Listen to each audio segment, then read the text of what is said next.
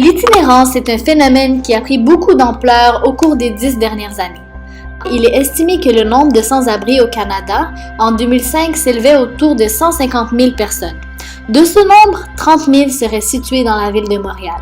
Ce sont des personnes qui sont marginalisées et donc beaucoup visées par les forces policières.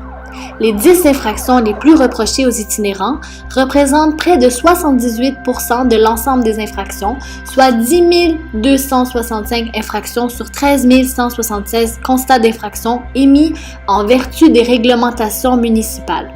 C'est ce qui nous amène à nous demander si la judiciarisation des itinérants laisse place à l'exercice de leurs droits. Il faut cependant préciser que les personnes itinérantes visées par notre recherche ne sont pas celles qui ont choisi ce mode de vie.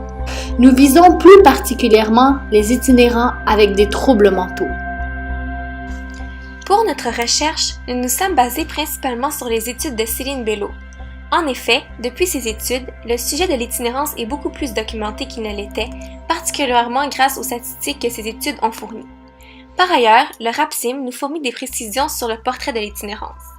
De plus, le rapport de recherche de la Commission des droits et libertés des personnes et de la jeunesse de 2009 nous a aidés pour le volet de l'atteinte aux droits du logement, de la sécurité et de la dignité. Finalement, nous nous sommes basés sur le mémoire du Barreau du Québec sur l'itinérance. Il est difficile pour nous et tout chercheur d'avoir un dénombrement précis en raison de la nature même du phénomène d'itinérance. En effet, tel que mentionné à maintes reprises dans les recherches, les personnes itinérantes ne partagent pas toujours leur information de façon véridique et exacte. De plus, ce sont des personnes qui sont marginalisées de par la précarité de leur statut et de par leur déviation vis-à-vis de la société. Aussi, il existe sur le sujet une abondance de documentation et des statistiques dont le résultat diffère en raison des facteurs précédents. Notre recherche porte principalement sur les infractions au règlement municipal de la Ville de Montréal. De plus, nous nous sommes limités à l'itinérance chronique et non temporaire. L'itinérance chronique est la plus visible. Les personnes dans cette situation n'ont pas connu de logement depuis une longue période. De plus, nous nous intéressons sur les itinérants victimes de répression accrue de la part des forces policières. Ces personnes se caractérisent par un nombre important de constats, soit plus de 10 constats d'infraction par année. Les résultats de notre recherche nous ont permis de conclure que l'itinérance est devenue au cours de ces 10 dernières années non pas uniquement un mode de vie mais davantage un crime. La situation d'itinérance est perçue, dénoncée, contrôlée comme une situation de menace pour l'ordre public. C'est bien d'ailleurs pourquoi nous nous questionnions à savoir si l'itinérance était davantage brimée par sa dérangeosité que par sa dangerosité. Il est généralement reconnu que les itinérants font partie des personnes les plus démunies et les plus vulnérables de notre société.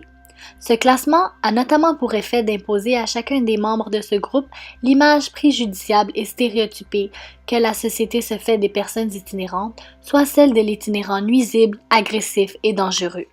En ce sens, la judiciarisation des personnes itinérantes pour troubles à l'ordre public renforce alors ces préjugés.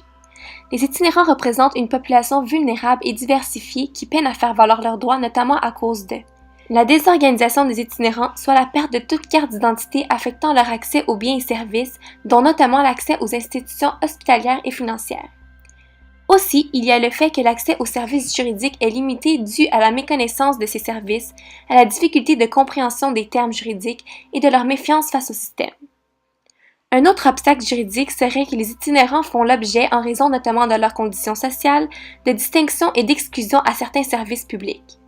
Il y a aussi un problème d'accès à l'aide des organismes de solidarité sociale qui exercent à cet égard un pouvoir discrétionnaire. En pratique, les itinérants qui se voient imposer un constat d'infraction aux règlements municipaux ne bénéficient pas de l'aide juridique pour assurer leur défense puisqu'elles ne sont alors passibles que d'une amende. Ce n'est que des années plus tard, lorsqu'elles sont susceptibles d'être emprisonnées pour non-paiement d'amende, qu'elles peuvent bénéficier de l'aide juridique. Il est souvent beaucoup trop tard pour intervenir à ce moment-là. Lorsqu'un itinérant reçoit un constat, généralement il va soit l'ignorer, le jeter ou bien le perdre. Son dossier sera alors réputé prendre la voie du plaidoyer de non-culpabilité. Sans aucun avis, son dossier fait alors l'objet d'un jugement par défaut.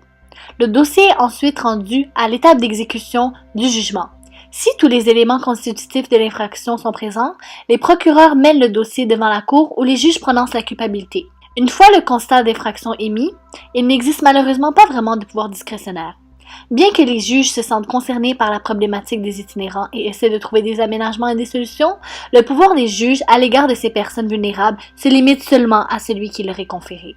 Contrairement aux juges, ce sont les forces policières qui ont ce pouvoir discrétionnaire d'épargner l'itinérant ou de lui émettre un constat.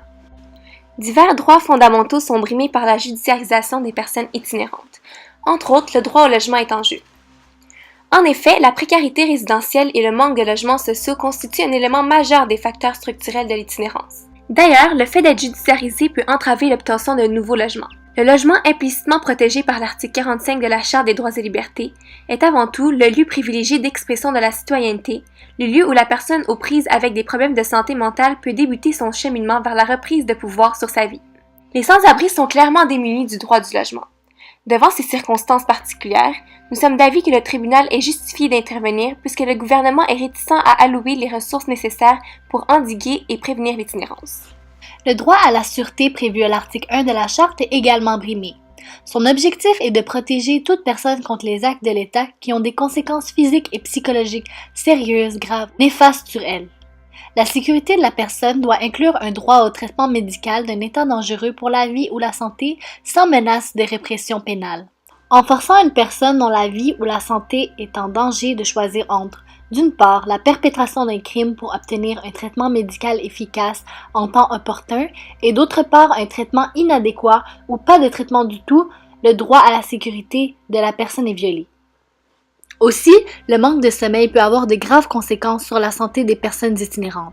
Si le fait de se loger dans des endroits publics comme les parcs le soir consiste en une infraction punissable par amende, on conclut qu'il s'agit d'une atteinte au droit à la sûreté et au respect de l'intégrité des sans-abri garantis par l'article 1, puisqu'ils n'ont pas de place où dormir sans avoir un risque d'être punis. S'inspirant des tribunaux mis en place ailleurs au Canada, notamment du Mental Health Court à Toronto, une solution alternative à la judiciarisation a été mise en place, soit le programme d'accompagnement justice santé mentale à Montréal.